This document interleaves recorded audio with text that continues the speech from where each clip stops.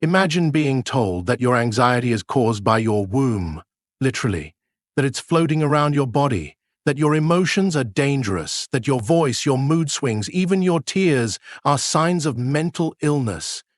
Welcome to history's chilling treatment of women's anxiety, a story full of myths, mistreatment, and misdiagnosis. But this isn't just about the past. This is about how those beliefs still echo in how we view, treat, and even dismiss women's mental health today. Hi, I'm Pace, and in this video, we're diving deep into the forgotten and sometimes shocking ways women's anxiety has been misunderstood through the ages, from wandering wombs and Victorian hysteria to electric shock therapy and tranquilizer ads in the 1950s. We're unmasking the long, tangled history that shaped modern-day mental health stereotypes, but more importantly, we'll connect the dots to show how these outdated ideas are still affecting women today, in doctors' offices, in media, even in relationships. If you've ever been told to calm down, stop being dramatic, or that it's just your hormones, then this is your story too. Let's go back, way back, to ancient Greece. Hippocrates, often dubbed the father of medicine, coined a term that would haunt women for centuries: hysteria. Derived from the Greek word hystera, meaning womb, hysteria was believed to be caused by, wait for it, a wandering uterus. They truly believed that the uterus could detach and travel through the body, pressing on organs and causing symptoms like anxiety, panic, shortness of breath, and fainting. How was it treated? With herbs, scents, and sometimes forcing women to marry quickly, so the womb would be tamed by pregnancy. Yes, this was real medicine. Fast forward to the Middle Ages. Female anxiety was seen not as a medical issue, but often as a spiritual or moral failing. Women who cried too much or spoke too boldly were labeled witches or possessed by demons. And the treatments? Exorcisms, isolation, even execution. It wasn't just dangerous, it was deadly.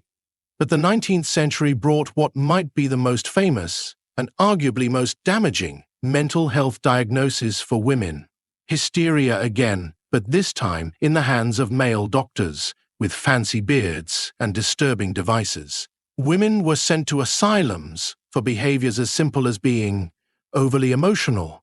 The symptoms of hysteria covered a shockingly wide range: nervousness, anxiety, sexual desire, insomnia, irritability, and more.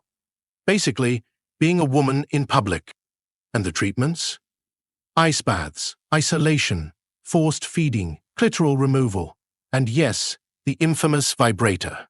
Doctors believed that inducing hysterical paroxysm, in plain words, could calm a woman's nerves. This was medicalized sexual abuse disguised as treatment, and women weren't even told what was happening to them. All of it boiled down to a single toxic idea: that women's minds and bodies were inherently unstable, that their anxiety was something to suppress, not understand. By the early 20th century, Freud entered the scene with psychoanalysis. He suggested that hysteria and anxiety were rooted in repressed emotions and unconscious desires, often sexual ones. For some, this was a step forward from blaming the uterus. But Freud also pathologized female sexuality, suggesting that penis envy and maternal instincts defined women's emotional lives. Once again, women's anxiety was not their own. It was a symptom of their failure to conform. And then came the 1950s, the era of post-war domesticity and the rise of the happy housewife ideal. Anxiety among women was rampant, but it was reframed as a failure to find satisfaction in the home. Women who felt unfulfilled or anxious were prescribed tranquilizers like Valium, nicknamed Mother's Little Helper. Ads featured exhausted wives smiling after their meds kicked in. Rather than addressing the societal pressures and isolation causing their distress, doctors sedated them into submission. By the 1960s, 1 in 3 American women were on some form of tranquilizer. Now, here's where things get interesting and relevant. You might think, okay, we've come a long way since then, right? Yes and no. Today, women are twice as likely to be diagnosed with anxiety disorders as men, yet research shows their symptoms are often minimized. Women who report chest pain are more likely to be told it's anxiety than men with the same symptoms. Women's pain, both physical and emotional, is routinely dismissed, often chalked up to stress, hormones, or being too sensitive. In pop culture, female anxiety is still mocked or dramatized. The crazy ex-girlfriend, the emotional wreck, the Karen, the hot mess. And on social media, mental health awareness is often filtered through aesthetics, pastel quotes, self-care bath bombs, or glamorized breakdowns. But where is the depth, the context, the truth about what women are really going through? This legacy of misdiagnosis and silencing continues to affect how women experience mental health care. Many women avoid seeking help because they fear being judged or not believed. Others are over-medicated without real psychological support. And women of color face even steeper barriers. Their symptoms are more likely to be ignored, misdiagnosed, or criminalized.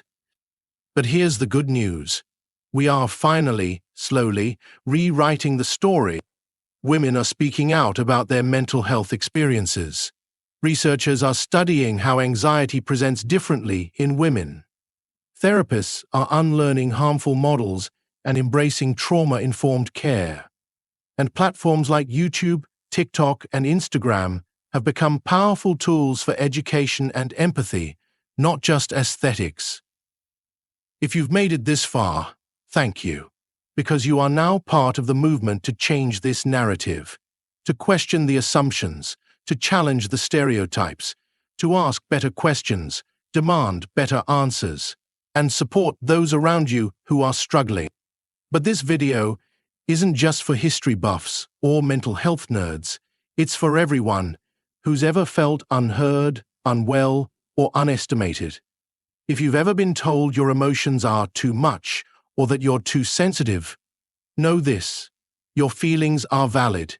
Your anxiety is not a flaw. It's a signal, and it deserves care, not silence. So what can you do? Start conversations. Learn the history. Share this video with someone who needs to hear it.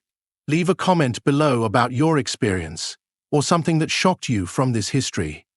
Let's make the comments a safe space for reflection and support. And if you found this helpful, subscribe to the channel. We're diving into more untold stories around mental health, gender, and culture, because the more we know, the better we care. Hit that bell icon so you don't miss what's next. This was just one chapter in a long story, but together, we can rewrite the next one. Thank you for watching. And remember, healing starts with truth.